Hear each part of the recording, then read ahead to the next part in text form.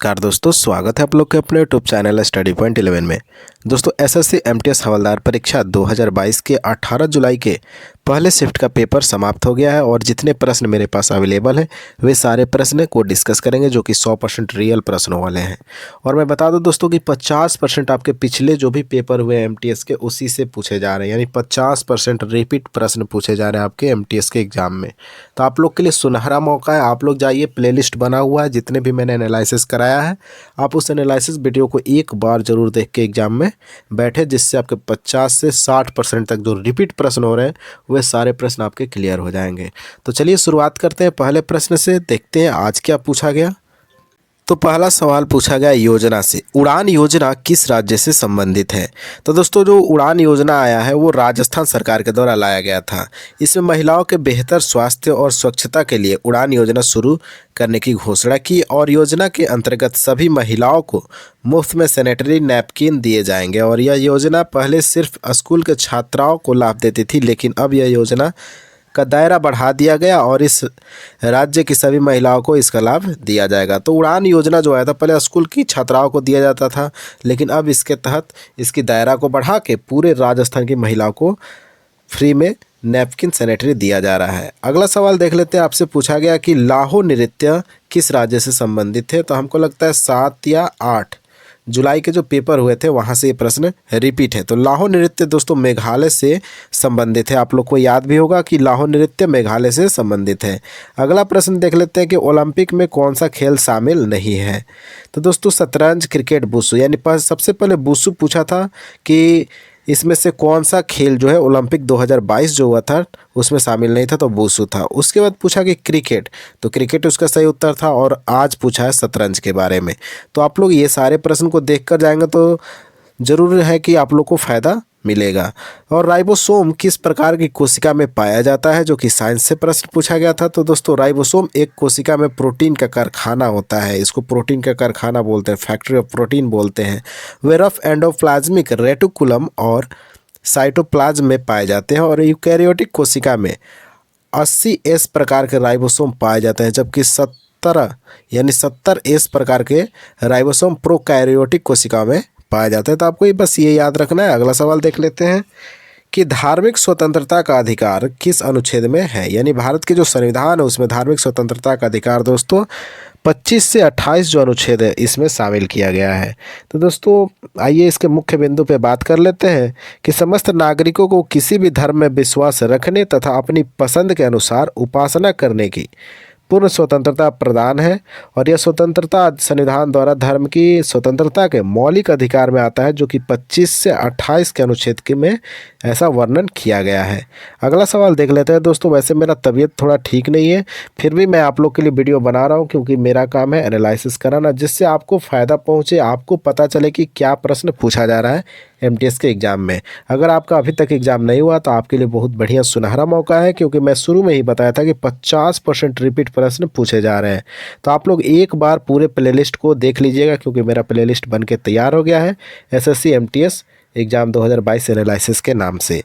तो ये सवाल पूछा गया कि विधान परिषद को कौन भंग कर सकता है। तो दोस्तों विधान परिषद एक अस्थाई संस्था है, आपको पता होगा, और इसे भंग कोई नहीं कर सकता, यानी अस्थाई संस्था है तो इसको भंग कोई नहीं कर सकता था। ये आपके ऑप्शन में था, तो यही आपका उत्तर था। अगला सवाल आपसे पूछा गया कि मानव शरीर में सबसे बड़ी ग्रंथि कौन सी है। तो दोस्तों यकृत यानी लीवर जो है मानव शरीर की सबसे बड़ी ग्रंथि है।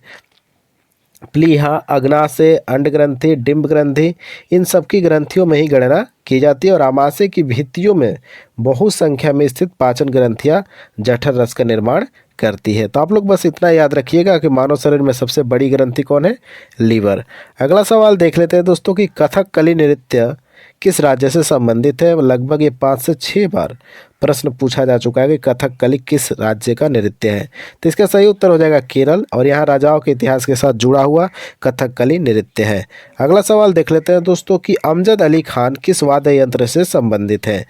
प्लेलिस्ट आपका बना हुआ था कि वाद्य यंत्र से जो भी प्रश्न आते हैं वो सारे आपको मेरे चैनल पे कराया गया। अगर आप देखना चाहते हैं, क्योंकि यहाँ से 1 नंबर का सवाल हर शिफ्ट में पूछा गया है, अगर आपको 1 नंबर चाहिए तो जाके देख सकते हैं, वीडियो बनके तैयार है।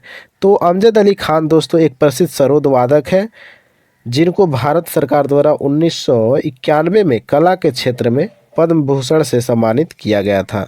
अगला सवाल देख लेते हैं कि ओलंपिक में भारत के लिए गोल्ड मेडल सबसे पहले किसने जीता। तो दोस्तों अभिनव बिंद्रा का आप लोग नाम सुने होंगे, जिन्होंने 2008 में गोल्ड मेडल जीते थे व्यक्तिगत रूप में। तो दोस्तों भारतीय एथलीट ने साल 2000 में वेटलिफ्टिंग और 2004 में निशानेबाजी में पदक जीते, लेकिन स्वर्ण पदक अभी भी दूर था। लेकिन 2008 में जब बीजिंग में ओलंपिक हो रहा था, वहां अभिनव बिंद्रा ने इतिहास रच डाला था और अभिनव बिंद्रा ने बीजिंग 2008 में व्यक्तिगत स्वर्ण पदक जीतने वाले पहले भारतीय बनकर इतिहास रच दिया था। यही प्रश्न पूछा गया था कि ओलंपिक में भारत के लिए सबसे पहले गोल्ड मेडल व्यक्तिगत रूप से किसने जीता। तो अभिनव बिंद्रा। कब? 2008 में। और कौन सा ओलंपिक था? तो बीजिंग ओलंपिक था। अगला सवाल देख लेते हैं, यूकैरियोटिक कोशिका में क्या पाया जाता है। तो एक यूकैरियोटिक होता है और दूसरा प्रोकैरियोटिक होता है दोस्तों। तो यूकैरियोटिक में इन कोशिकाओं में दोहरी झिल्ली के आवरण केंद्रक आवरण से घिरा सुस्पष्ट केंद्रक पाया जाता है, यानी केंद्रक पाया जाता है, जिसमें डीएनए व हिस्टोन प्रोटीन के संयुक्त होने से बनी क्रोमेटिन तथा इसके अलावा केंद्रक होते हैं। ये आपको याद रखना है कि यूकैरियोटिक में क्या क्या होता है। तो केंद्रक होता है, क्रोमेटिन होता है और हिस्टोन प्रोटीन से संयुक्त एक क्रोमेटिन होता है, ये आपको पता है, और दोहरी झिल्ली का आवरण होता है। ये सारे फैक्ट आपको याद रखना है। अगला सवाल आपसे पूछा गया कि फेयरलेस गवर्नेंस पुस्तक के लेखक कौन है। तो ये रिपीट प्रश्न है, किरण बेदी इसका सही उत्तर है। तो फेयरलेस गवर्नेंस किरण बेदी के द्वारा लिखा गया है। अगला सवाल आपसे पूछा गया, भारत में सुप्रीम कोर्ट किस अनुच्छेद के तहत गठित की गई थी। तो दोस्तों जो संविधान के 124 नंबर अनुच्छेद है, इसके तहत ही भारत में उच्चतम न्यायालय का गठन किया गया था। अगला सवाल देख लेते हैं दोस्तों, गुप्त काल का पहला शासक कौन था। तो चंद्रगुप्त प्रथम ने, जो चंद्रगुप्त प्रथम थे, उन्होंने अपने पिता घटोत्कच के बाद राजा बना और चंद्रगुप्त वंशावली में पहला स्वतंत्र शासक था। तो आपको बस इतना याद रखना है कि चंद्रगुप्त प्रथम जो है ये चंद्रगुप्त काल के पहले शासक थे। अगला सवाल आपसे पूछा गया कि म्यांमार की राजधानी कौन है। तो नैपिडो जो है दोस्तों ये म्यांमार की राजधानी है, आपको याद भी होगा। अगला सवाल देख लेते हैं, हल्दी घाटी का युद्ध कब हुआ था। तो दोस्तों हल्दी घाटी का युद्ध 18 जून 1576 को मेवाड़ के महाराणा प्रताप का समर्थन करने वाले घुड़सवारों और धनुर्धारियों और मुगल सम्राट जो अकबर की सेना के बीच लड़ा गया था, और जिसका नेतृत्व आमेर के राजा मानसिंह प्रथम ने किया था। और इस युद्ध में महाराणा प्रताप को मुख्य रूप से भील जनजाति का सहयोग मिला था। तो बस आपसे ये पूछा गया था कि हल्दी घाटी का युद्ध कब हुआ था, 18 जून 1576 में। आने वाले शिफ्ट में पूछ सकता है, यानी आपके शिफ्ट में पूछ सकता है कि हल्दी घाटी का युद्ध किसके बीच लड़ा गया। तो अकबर की सेना और महाराणा प्रताप की सेना। आप लोग इस वीडियो को देखने के बाद कमेंट में बताइए कि कितने प्रश्न रिपीट हुए हैं, क्योंकि मुझे लगता है कि 50% से प्रश्न रिपीट हो रहे हैं, क्योंकि बहुत सारे स्टूडेंट जो एग्ज़ाम देकर निकल रहे हैं बाहर, उन्होंने साफ साफ बताया कि प्रश्न रिपीट कर रहा है। तो आप लोग कमेंट कीजिएगा कौन सा प्रश्न रिपीट किया, और अगर आपको और कोई प्रश्न याद है, अगर आपने आज एग्ज़ाम दिया, तो उस प्रश्न को ज़रूर हमारे कमेंट बॉक्स में शेयर कर सकते हैं। चलिए मिलते हैं नेक्स्ट वीडियो के साथ, तब तक के लिए जय हिंद जय भारत।